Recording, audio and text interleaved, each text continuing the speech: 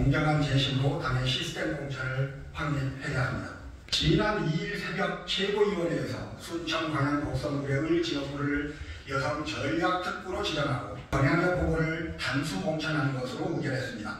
이번 결정에서 현역 국회의원인 제가 왜 저의 지역구가 전략선거구로 지정되어야 하는지에 대해 그 누구도 일체의 설명을 하지 않았습니다.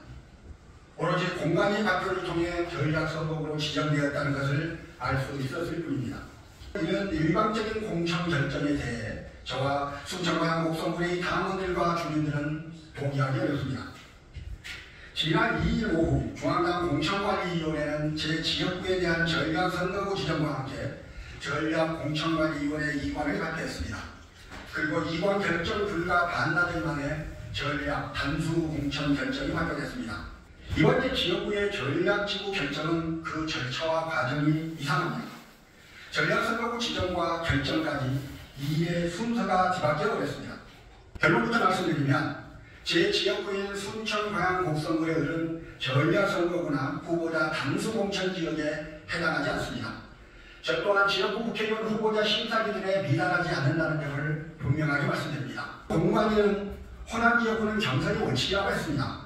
그러나 아무런 이유도 없이 스스로의 원칙을 깨며 공정한 시스템 공천을 바라고 있었던 주민들의 기대에 반하는 행태를 순천 광양 곡성구의 의회 공천 결정 과정에서 보여줬습니다. 사랑하는 순천 광양 곡성구의 주민들 여러분, 저는 민주당 의정활동 평가 하위 20%에 들지 않았습니다. 금품수 같은 비리 의혹에 연루된 적도 없습니다. 오히려 4년 내내 당과 언론으로부터 국정감사 우수원상을 수상했고 시민단체로부터 지난 4년의 의정활동을 종합적으로 평가해서 수여하는 헌정 대상도 받았습니다.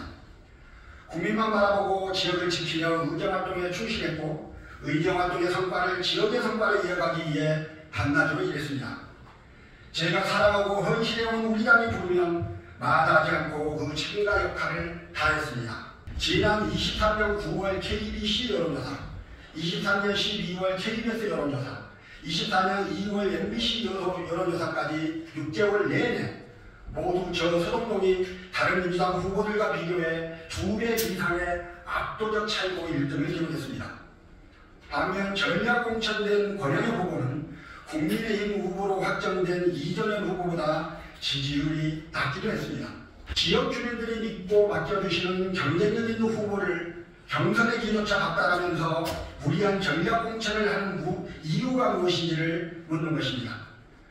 당주에서 후보자 심사 기준을 정한 의정활동 평가와 도덕성, 공선 경쟁력, 당 지여도를 놓고 보더라도 제가 경선에도 참여할 수 없는 이번 결정이 공정하고 합리적인 결정이었는지 전략 공천에 대한 재검토가 반드시 필요합니다.